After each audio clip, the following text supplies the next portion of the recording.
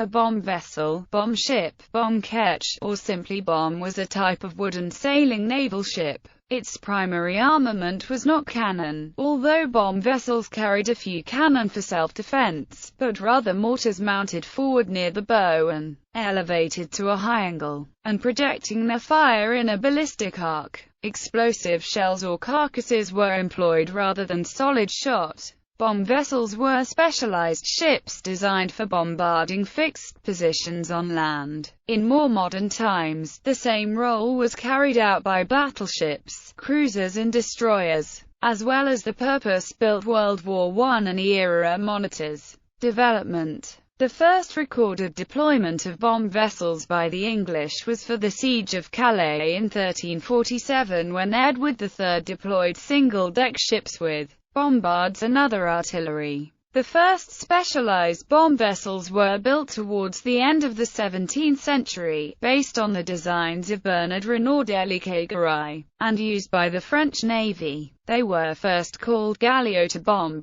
5 such vessels were used to shell Algiers in 1682, destroying the land forts, and killing some 700 defenders. 2 years later the French repeated their success at Genoa. The early French bomb vessels had 2 forward-pointing mortars fixed side by side on the foredeck. To aim these weapons, the entire ship was rotated by letting out or pulling in a spring anchor. The range was usually controlled by adjusting the gunpowder charge. The French later adopted the word bombarder for this vessel, but it should not to be confused with the horizontal fire, stone-throwing bombard of earlier centuries. The French design was copied by the Royal Navy, who continued to refine the class over the next century or more. After Huguenot exiles brought designs over to England and the United Provinces, the side-by-side, forward-pointing mortars were replaced in the British designs by mortars mounted on the centerline on revolving platforms.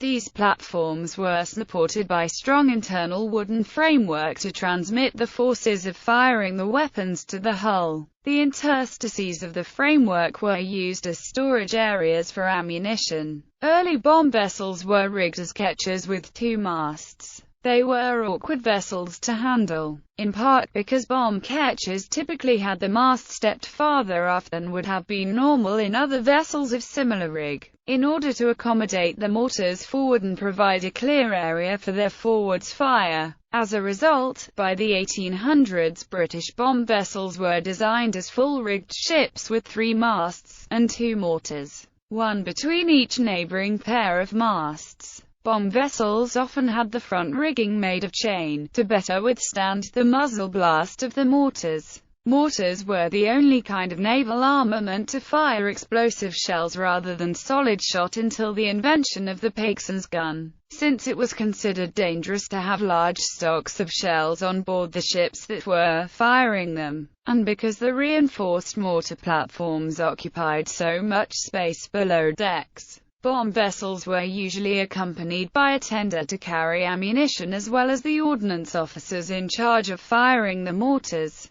However, as naval warfare became more advanced, bomb ships were also accompanied by frigates to protect them from direct assault by faster, smaller vessels. Bomb vessels were traditionally named after volcanoes, or given other names suggestive of explosive qualities. Some were also given names associated with the underworld. Vessels of other types which were later converted to bomb ships generally retained their original names. Bomb vessels were highly specialized and expensive to fit out and maintain, and only marginally suited for their secondary role as cruisers. Because bomb vessels were built with extremely strong hulls to withstand the recoil of the mortars, several were converted in peacetime as ships for exploration of the Arctic and Antarctic regions, where pack ice and icebergs were a constant menace. Most famously, these ships included HMS Erebus and HMS Terror. In this case, the volcanoes, Mount Erebus and Mount Terror on Ross Island in Antarctica, were named after the ships, instead of vice versa. Although horizontal fire naval guns propelling explosive shells had entered all major navies by the 1840s, there was still room for a specialized vessel on occasion. During the American Civil War, the Union fleet included armored gunboats armed with 13-inch mortars. The weapon weighed 17,250 pounds and its bedding another 4,500 pounds. They fired 204-pound shells, with a bursting charge of 7 pounds of gunpowder, and had a range of 3 miles. At this distance, the projectile spent 30 seconds in flight. They were used to attack several forts, for example Fort Pulaski, Georgia. Notable bomb vessels and actions. The bomb vessel's Racehorse and Carcass were further strengthened for an expedition of discovery to the North Pole in the 1770s. The uncompleted expedition included a young Horatio Nelson. Bomb vessels Discovery, Explosion, Hecla, Sulphur, Terror, Volcano, and Zebra participated in the First Battle of Copenhagen in 1801. Thunder, Vesuvius, Etna, and Zebra participated in the Second Battle of Copenhagen in 1807. Thunder and Etna additionally participated in the Battle of the Basque Roads in 1808.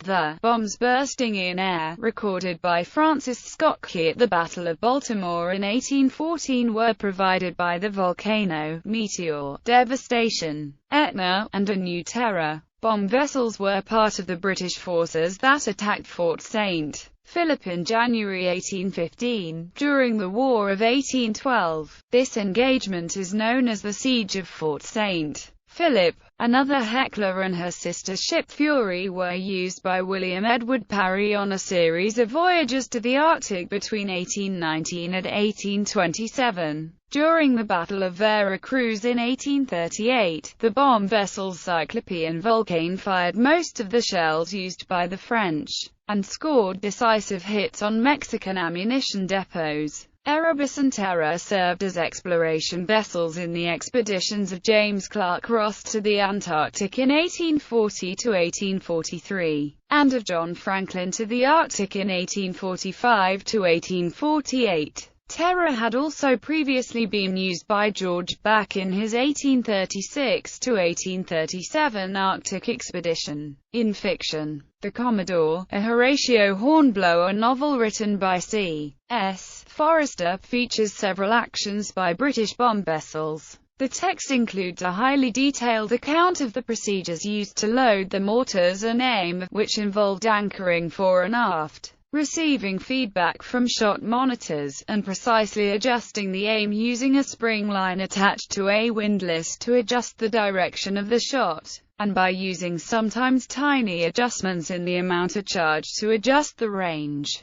A later book, Hornblower in the West Indies, features a small portable ship's mortar, mounted in a boat, used to bombard a target during a riverine operation. Recommended reading. Lavery, Brian. Nelson's Navy. ISBN 1-59114-611-9. Ware, Chris. The Bomb Vessel. ISBN 1-55750-071-1. Naval History of Great Britain.